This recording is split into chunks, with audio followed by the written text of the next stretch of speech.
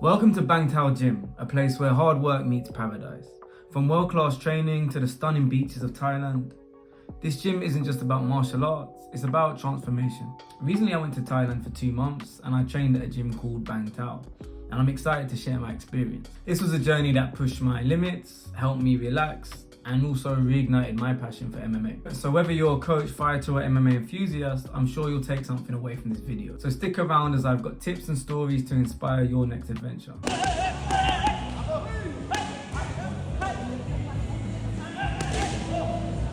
What inspired me to train at Bangtao was I'm someone who thrives on challenges, and many of my friends had gone there and they'd said great things about it. And after hearing their stories, I knew that I had to experience it myself. There's many options to train MMA in Thailand, and specifically Phuket. You got Southside MMA, Phuket Fight Club, Tiger Muay Thai, and Bangtao. They would be the main 4. But Bangtao, for me, seems like it's the most ahead. The coaches there are very forward thinking and they've really hired the best of the best. And for myself, I wanted to test myself and learn from the best. And as someone who used to train 2 to 3 times a day, to now with work commitments and managing my own fight team, I can only really train once a day, if that sometimes. I really wanted to immerse myself back in the martial arts and just feel like a fighter again, not just a coach.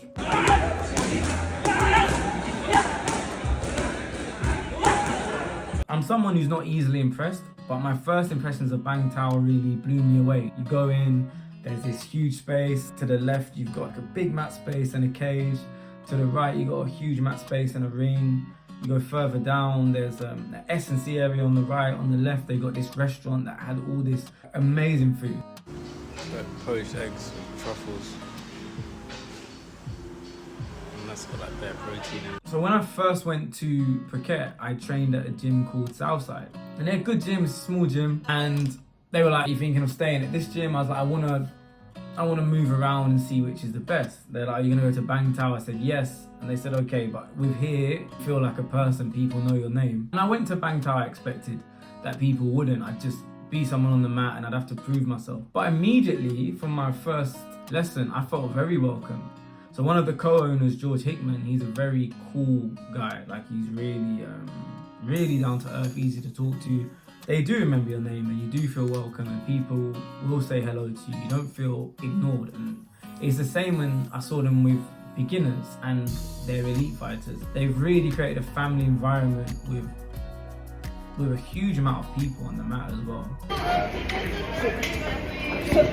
So the training at Bangtao is intense and flexible, which suits my style. And before I got a staph infection, so I got a really bad one on my arm, and you can see the scar there. I was pushing myself to do 3 sessions a day. So in the start of the day, I'd do kickboxing, then I'd do BJJ straight after, then I'd rest, and I'd either do pad work or MMA class in the afternoon. After the infection, I focused more on striking, specifically learning how to manage my range better, just tighten up in general. It gave me a very good lesson and one that I've learned over time. Success in training isn't necessarily about doing it all. It's about being consistent and showing up.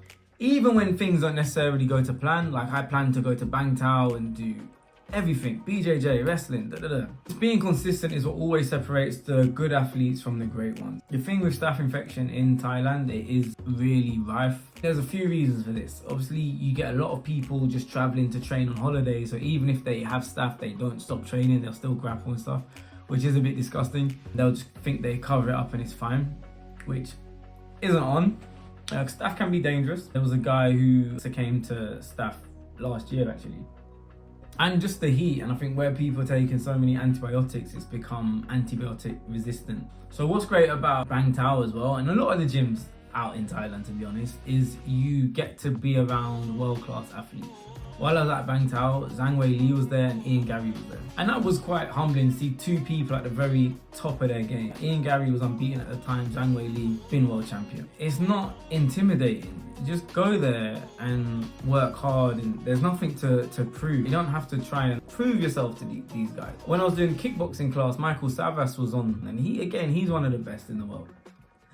And he was sparring with people and taking it easy, and some people really trying to go hard with him because they feel like they got something to prove with him. And just if you maintain your general etiquette, you'll fit in. You don't actually have to be a pro to train there. You just need the mindset to show up and give your best and take what you want from the sessions and give where you can as well. When you first get to Thailand, the heat hits you like a wall. For me, the hardest time was when I was training. It's like 33-degree heat. I had the staph infection.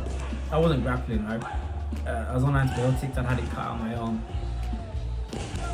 And I was exhausted. I'm not someone who gives up easily. I had to take a few days off to focus on recovery, which for someone like me is a really tough pill to swallow, as I thrive on like pushing my limits. You know?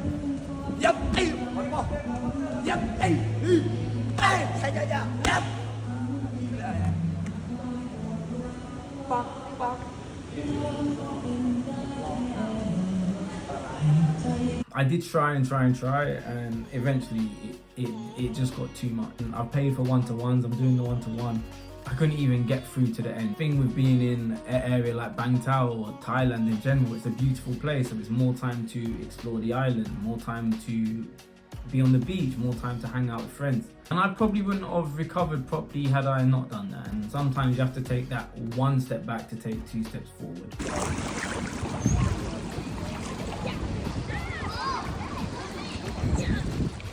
But for me, if there is one coach who left a lasting impression, it's Crew Corn. He was amazing for me anyway. Like if you're someone who's MMA or kickboxing based, I would say Crew Corn is one of the better coaches to go to.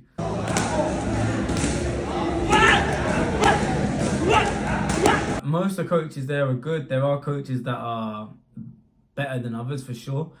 Being somewhere like Phuket to train, you can do that holiday how you want. You can take the sinful route and do a lot of the nonsense, which I stayed away from, or you can do all the recovery facilities are good and they're cheap. So while I was in Rawai, there's a place called Ton Mai Spa, and Ton Mai Spa, £5 entry, you got saunas, steam room, ice baths, great food options like they have at Bangtao again, great food options, smoothies, fruit, juice, cheap. You're right by beaches. In Bangtao you got Kedah Spa, which had these onsen baths. I felt so recovered. I don't think there was a day that I was sore. You got massages like £8 for an hour, for a sports massage as well. The 3 tips I'd give for anyone who wants to train in Thailand or Bangtao, wherever: make sure that you arrive ready to train. And what I mean by that is you don't want to turn up out of shape. If you're already in shape, you can just jump straight into it. It's going to be hard enough in the first week anyway with the jet lag